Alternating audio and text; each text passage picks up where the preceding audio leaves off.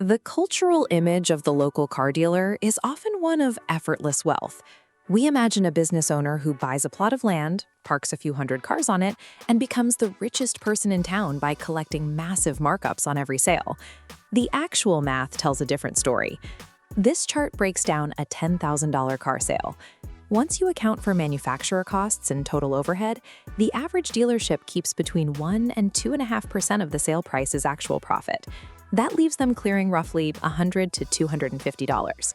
Simply opening the doors requires an investment between $5 and $10 million.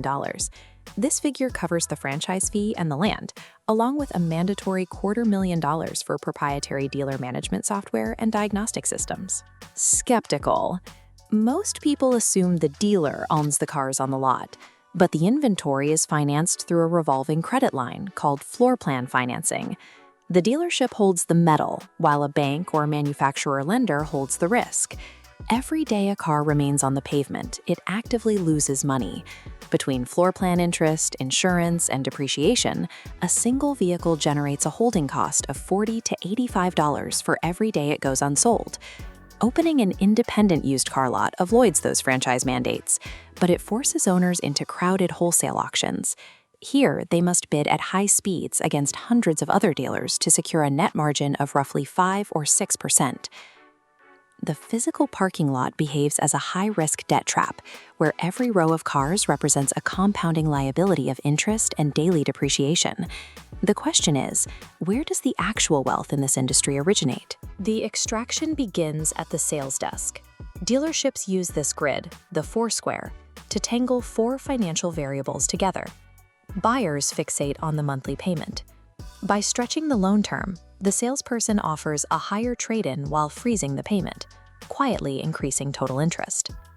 Even when a buyer negotiates the price down to the dealer's invoice, the manufacturer sends the dealer a refund check for 1 to 3% of the sticker price. This dealer holdback guarantees a profit before you ever sit down in the chair. The real business happens in the finance and insurance office. This single room, where the final paperwork is signed, generates nearly 37% of the dealership's entire gross profit. Dealerships don't just connect you to a bank, they act as a secondary lender. The bank provides a wholesale interest rate, which the dealer then marks up before presenting it to you, pocketing the spread as pure profit called dealer reserve. Then there are the extended warranties and gap insurance policies. These financial products carry markups between 50 and 200% over the dealership's cost, and a well-run office attaches them to over 80% of all deals. Experienced owners route those warranty premiums into their own offshore captive reinsurance companies in places like Turks and Caicos. If your car never breaks down, the dealer keeps the entire underwriting profit. Under specific tax laws, millions of dollars of that profit can sit in these companies, exempt from standard taxation. The metal vehicle serves as the bait designed to lock the consumer into this highly optimized, compounding financial ecosystem.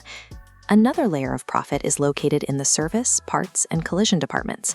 This segment, known as fixed operations, historically accounts for only 10 to 15%. Despite that small revenue slice, service and parts generate roughly half of the dealership's total gross profit. The margins on repair labor and components typically run between 45 and 50%. Owners manage this department using a metric called the service absorption rate. The industry sets an aggressive target for this rate at 115%. Reaching that goal means the profits from routine oil changes and brake jobs entirely cover the dealership's fixed overhead. Once the rent, utilities, and administrative salaries are paid by the service bay, every car sold on the showroom floor becomes pure profit. This makes fixed operations a recession-proof safety net. When interest rates rise and new car sales slow down, the service department keeps the business profitable. Even with high-margin repair bays, a single store remains vulnerable to shifting regulations and the fixed monthly fees of the legacy software providers who dominate the industry's infrastructure. Manufacturers can also mandate massive capital costs at will. In 2022, Ford required its dealers to invest up to $1.2 million in fast chargers and specialized training to maintain the right to sell their electric vehicle line. Owners protect themselves by scaling into multi-store groups. This allows them to share accounting and HR costs while turbocharging their offshore reinsurance pools by processing thousands of new warranty contracts every month. The modern car dealership operates as a highly leveraged extraction machine. The vehicle on the showroom floor provides the point of entry into a system built to capture profit from high-margin financing, insurance premiums, and the lifetime maintenance of the car.